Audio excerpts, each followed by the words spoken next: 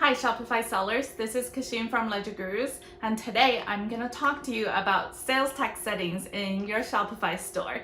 I know this is not the most exciting topic and it's just another admin task to add to your list, but trust me, if you can set this up correctly, then you're on a really good path to be compliant with sales tax and you don't have to pay much out of your pocket.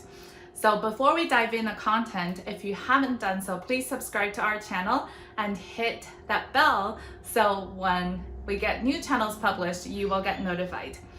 So at Ledger Gurus, we help so many e-commerce clients with their e-commerce accounting and journal entries and transaction coding and bank reconciliations. But at the same time, we also have a dedicated sales tax team that manage everything that's relating to sales tax for these customers. So I'm in Shopify all the time and I do these sales tax settings for my clients day in and day out. So this is really my arena to share my experience with you guys. Please comment if you have any questions and we'll for sure to get back to you on those questions. So today I'm going to talk about two things. The first is how does sales tax work with Shopify? Who's collecting it? Is Shopify like Amazon? And then the second part is I'm going to walk you through the things you need to make sure you finish setting up on your Shopify store to be sales tax compliant.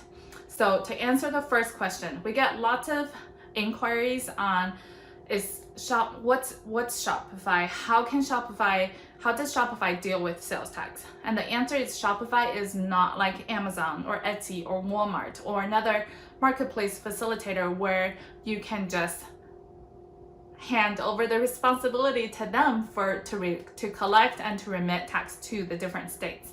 If you are selling on Shopify, every sale that goes through Shopify is your responsibility to collect and remit sales tax. So Shopify's not going to do it for you. You have to do it yourself. Shopify's not going to turn on those settings for you automatically. You have to turn them on yourself. So then let's talk about how to turn on those settings. There are 5 things that over the years of my struggle with Shopify that I've figured out. So I hope that this is really helpful to you guys.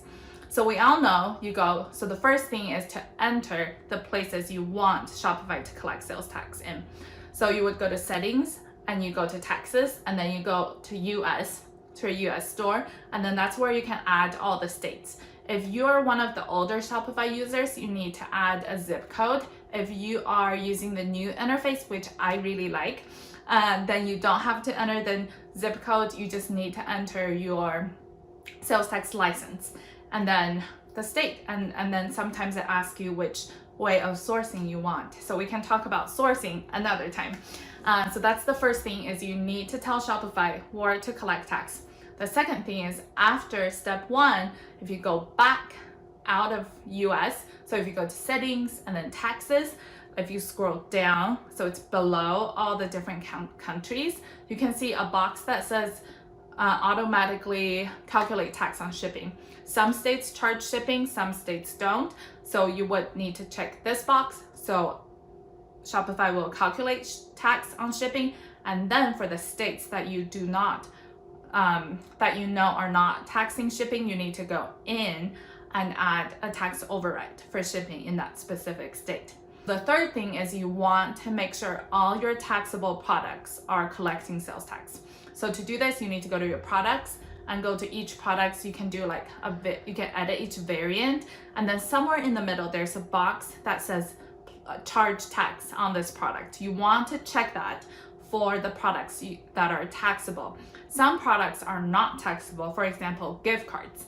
Those are not taxable, so you would not check the box for those products. Then the fourth thing is you want to add all your locations in from where the fulfillments are going through. So your warehouses that are fulfilling these orders that are sold through your Shopify store. So you would go to settings and locations and add all of those. The reason that this is important for sales tax is because some states are origin sourcing, some states are destination sourcing. So depending on where the goods are shipped from, if it's an intrastate transaction, meaning if it ships from the state to a customer in the same state, versus ship from one state to another state. The rates are very different, and where to look for those rates are different. So it's important to put the location of your warehouse there.